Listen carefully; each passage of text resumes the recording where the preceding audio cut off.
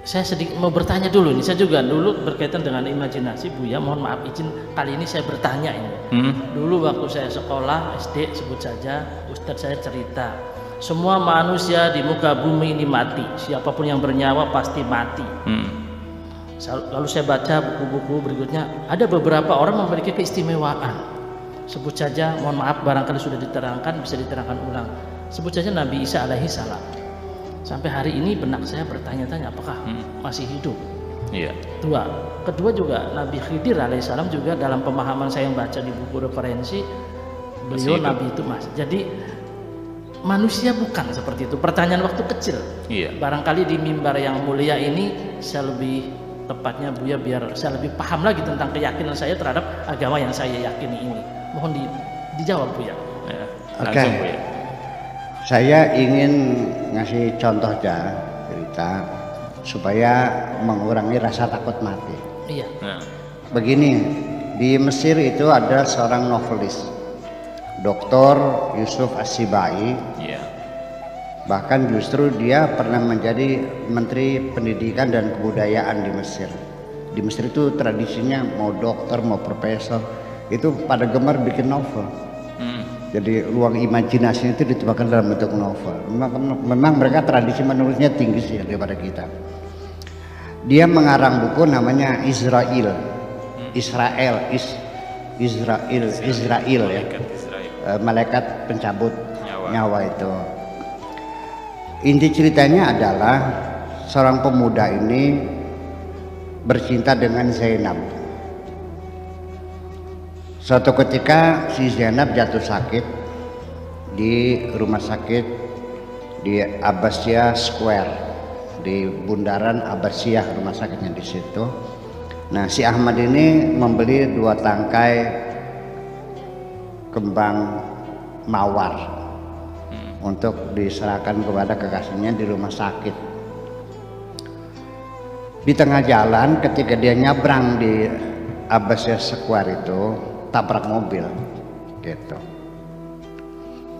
Nah, si Ahmad ini bercerita bahwa saya melihat jasad saya terlentang di tengah jalan, ditutupi koran, darah berhamburan. Saya katakan itu jasadku. Orang tolong dibangunkan, itu jasadku. Tapi tidak ada seorang pun yang mendengar. Aku menerobos juga tidak ada orang yang menyapaku. Ini jasadku. Akhirnya ditoel pundaknya oleh malaikat Israel ini. Kamu udah mati. Itu jasad kamu. Kamu udah mati sekarang, sudah jadi rohani. Loh, jadi saya nggak bisa nganterin kembang ke pacar saya dong. Nggak bisa, udah habis kamu.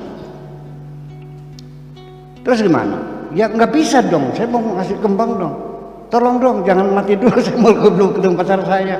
Nggak bisa. Wa idza jaa ajaluhum la yastakhiruna sa'atan wa la yastaqdimun. Nah, dalil malaikat Jibril ini. Allah Ta'ala apabila seorang itu ajal sudah datang maka tidak bisa ditunda sebentar pun dan tidak bisa juga diajukan sebentar pun. Sudah. Akhirnya dia merengek sama Israel, tolong dong, saya nggak bisa.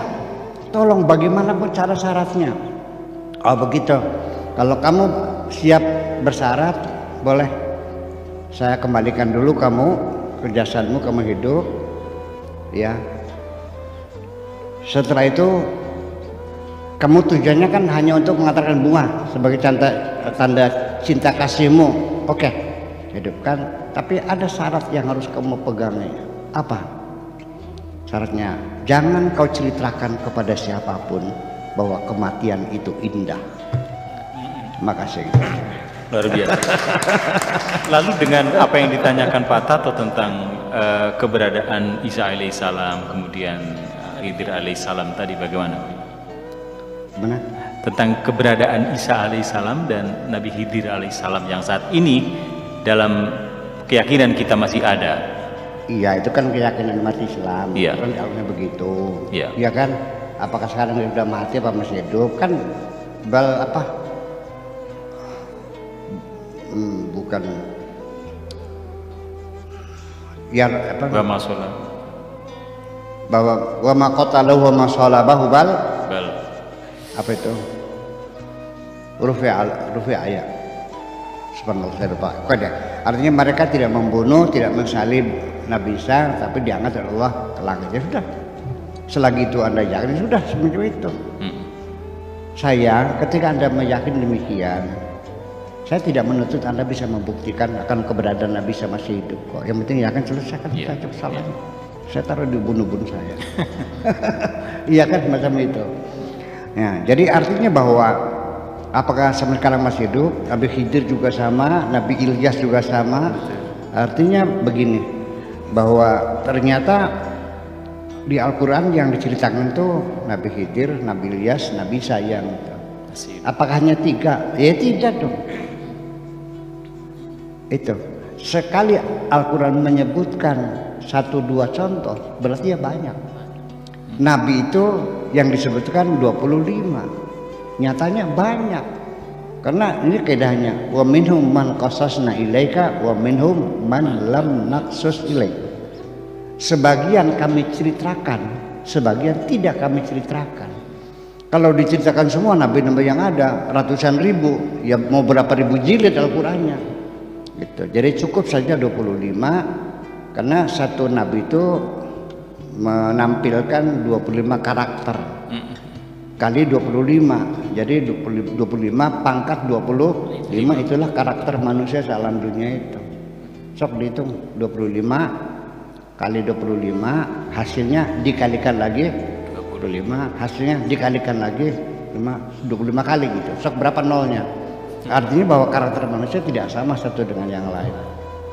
Ya, bahwa bukan sidik jari, sidik suara, sidik mata, semuanya. Ya, sampai DNA juga nggak ada yang sama satu dengan yang lain. Saya kira seperti itu.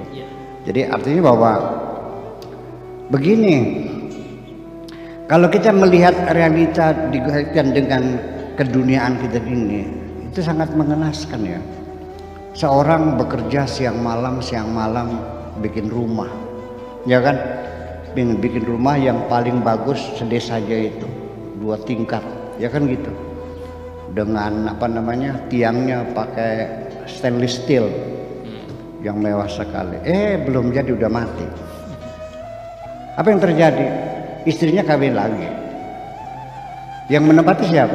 Suami baru. Ngeles gak? Ini kalau yang mati bisa hidup kunyuk. Enak aja rumah gue ditempati sama kamu, kan begitu. Ya yang semacam itu yang kamu lihat. Makanya sekali lagi terkonsentrasilah bahwa kematian itu adalah pulang. Dan tadi kata Israel, jangan cerita pada siapapun bahwa mati itu nanti berbahaya. Oke. Kalau orang nggak takut mati bisa berapa kita nih? Jadi ada pentingnya juga orang itu takut mati. Minimal bisa menjadi satu kendali, bisa mengekang hawa nafsu kita, keserakahan kita. Itu penting juga. Makasih. Baik, terima kasih Bu. Ya Rasulullah, ya Nabi, laka syafa'ah, wa hadha matlabi ya Nabi, ya Rasulullah, ya Nabi, laka syafa'ah.